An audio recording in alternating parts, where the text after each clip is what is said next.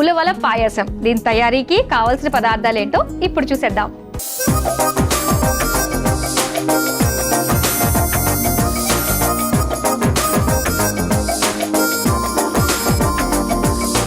ఉలవల పాయసం తయారీకి కావాల్సిన పదార్థాలు సిద్ధంగా ఉన్నాయి. ఓకే, సో ఉలవలు, అన్నము, దాంతోపాటు ఇంకా రాగి పిండి కదండి. అదే రాగి పిండి కాదు మాదిరి, ఉలవల పిండే. ఉలవల పిండేనా? ఓ నైస్. ఉలవలు డైరెక్ట్ గా కాస్త తీసుకుంటాము, అలాగే పిండి కూడా చేసి తీసుకుంటాం అన్నమాట. Okay, super super. మరి స్టార్ట్ చేద్దామా? ష్యూర్, తప్పకుండా. ఓకే, ఫస్ట్ ఏం చేయబోతున్నాము? ఫస్ట్ మనం ప్యాన్ పెట్టుకొని సగ్గుబియ్యం అనేది బాయిల్ చేసుకుందాం. ఓకే, ఈ స్టవ్ ఆన్ చేయనా? ఆ స్టవ్ ఆన్ చేయండి.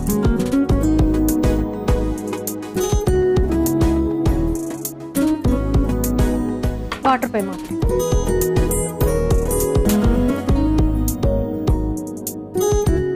2 స్పూన్స్. ఓకే, ఇక ఆల్రెడీ మనకు నానబెట్టేసి ఉన్నాయి కాబట్టి ఎర్లీగానే మనకి బాయిల్ అయిపోతుంది. ఓకేనా? ఓకే, మూత పెట్టే మాదిరి. ఈ లోపల మనం ఈ స్టవ్ వెలిగించుకుని డ్రై ఫ్రూట్స్ అన్నీ కూడా వేయించేసుకుందాం మాదిరి. ఓకే, స్టవ్ ఆన్ చేసుకుని ఓకే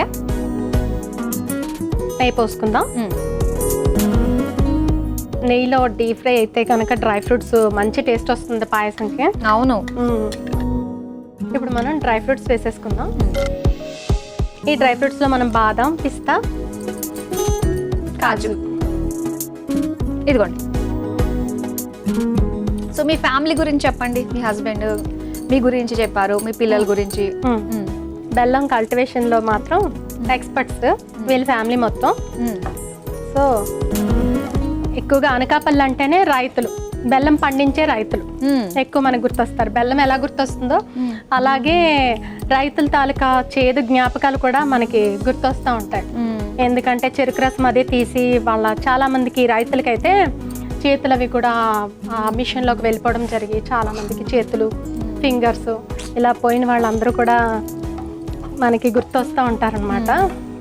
సో ఆ రైతులందరినీ కూడా మనం గుర్తు చేసుకోవాలి అని అనుకుంటూ ఉంటాం. వాటి మీద అవేర్నెస్ ప్రోగ్రామ్స్ అవి కూడా చేస్తూ ఉంటాం మేము. ఓకే, స్టవ్ కట్టేద్దాం మాదిరి. డీప్ ఫ్రై అయిపోయినాయి. ఇప్పుడు మనం ఇది ఒక బౌల్లోకి తీసేసుకుందాం. ఓకే, అదే బౌల్లోకి తీసేస్తారా? అయితే దీంట్లోకి తీసేస్తాం.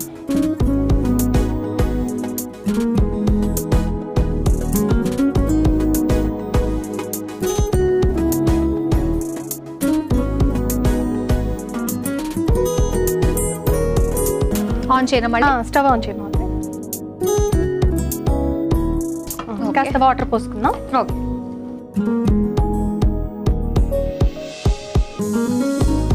చాలా ఇంకాస్త. ఆ వాటర్ బాయిల్ అయ్యే లోపు మనం మనం తీసుకున్నాం కదా ఓకే ఉలవ పిండి, దీన్ని మనం వాటర్లో మిక్స్ చేసుకుందాం. ఇప్పుడు దీన్ని మనం మిక్స్ చేసుకుంటే సరిపోతుంది.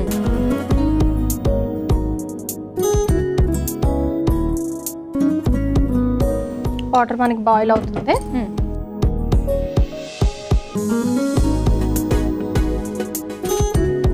కానీ ఇది వేడి అని చెప్పేసి విన్నాను నేను. వేడి అనేం కాదు. ఇప్పుడు మనం రెగ్యులర్గా మనం అనుకుంటాం ఏంటంటే జనరల్గా వేడి అంటే ఇంకా అది మనకి మెంటల్గా మనకి అది మైండ్లో వెళ్ళిపోతూ ఉంటుంది. అవును. ఇప్పుడు రైస్ యాడ్ చేసుకుందాం.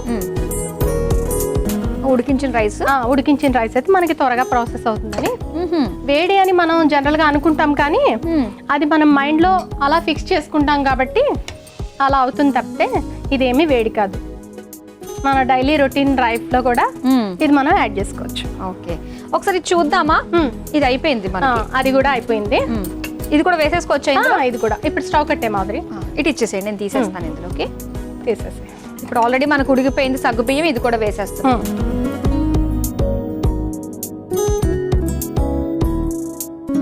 సగ్గుబియ్యం వేసేది ఏంటంటే ఇప్పుడు మనకి పాయసం అనేది చిక్కగా చాలా టేస్టీగా జిగురుగా చక్కగా నీట్గా వస్తుంది అనమాట. ఓకే, సో దానివల్ల మనం సాగు యాడ్ చేసుకుంటాం.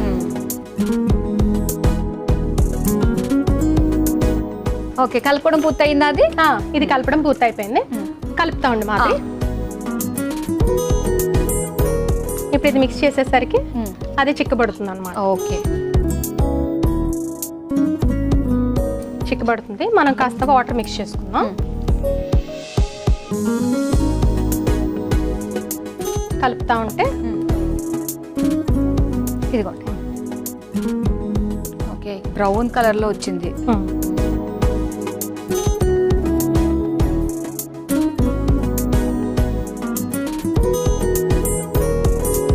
ఓకే, ఇప్పుడు మనం దీంట్లో బెల్లం యాడ్ చేసుకుందాం.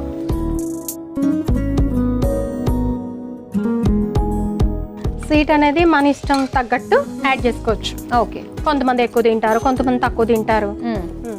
సో దాన్ని బట్టి మనం యాడ్ చేసుకోవచ్చు. అన్ని వేసేసుకున్నట్టే మనం. అన్ని వేసేసుకున్నట్టే. కొంచెం ఇలాచి పౌడర్ కూడా తగిలించేస్తే గుమగుమలు అద్దరిపోతుంది. పించింగ్ టచ్ తో సరిపోతుంది. ఇప్పుడు ఇలాచి పౌడర్ వేసేద్దాం. ఓకే, బాగా ఉడుకుతుంది చూసావా? అవును. పాకం అనేది వస్తుంది బెల్లం వేసాక, చూసావా? అవును అవును. గుమ్మగుమ్మలు కూడా, ఫ్లేవర్ కూడా తెలుస్తుంది. దీంట్లోనే మనం డ్రై ఫ్రూట్స్ కూడా వేసేస్తే కాస్త కుక్ అవుతుంది కదా. అవును, డ్రై ఫ్రూట్స్ కూడా ఇందాక మనం ఫ్రై చేసుకున్నవి వేసేసుకోవచ్చు. సుజాత గారు రెడీ అయిపోయినట్టే కదా? ఇంకా రెడీ అయిపోయింది మాధురి. డిష్ అవుట్ చేసేద్దామండి. షూర్. చూడడానికి రెగ్యులర్ గా ఉండే white colour, light brown colour లో ఉండే పాయసాలు చూసి ఇది చాలా ఫ్రెష్ గా అనిపిస్తుంది. డిఫరెంట్ గా కూడా ఉంటుంది టేస్ట్ కూడా.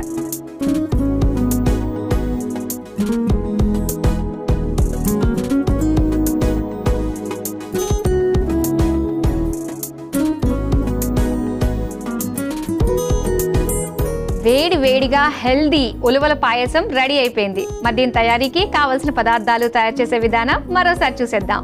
ఉలవల పాయసం తయారు చేసుకోవడానికి కావలసిన పదార్థాలు: ఉడికించిన బియ్యం, బెల్లం, ఉలవలు, సగ్గుబియ్యం, డ్రై ఫ్రూట్స్, యాలకుల పొడి, నెయ్యి.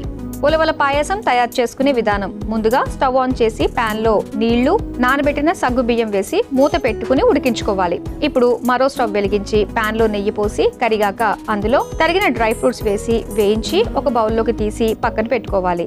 ఇప్పుడు అదే పాన్ లో నీళ్లు పోసి మరిగించుకోవాలి. ఇప్పుడు ఒక బౌల్లో ఉలవల పిండి, నీళ్లు పోసి ఉండలు కట్టకుండా కలుపుకోవాలి. ఇప్పుడు మరుగుతున్న నీటిలో నానబెట్టిన ఉలవలు, ఉడికించుకున్న అన్నం వేసి ఉడికించుకోవాలి. తర్వాత అందులో ఉడికించిన సగ్గుబియ్యం వేసుకోవాలి. తర్వాత కలిపి పెట్టుకున్న ఉలవ పిండిని వేసి కలుపుకోవాలి. తర్వాత బెల్లం, యాలకుల పొడి, వేయించుకున్న డ్రై ఫ్రూట్స్ వేసి కొద్దిసేపు బాగా మగ్గించుకుని సర్వింగ్ బౌల్లోకి తీసుకుని సర్వ్ చేసుకుంటే ఉలవల పాయసం రెడీ.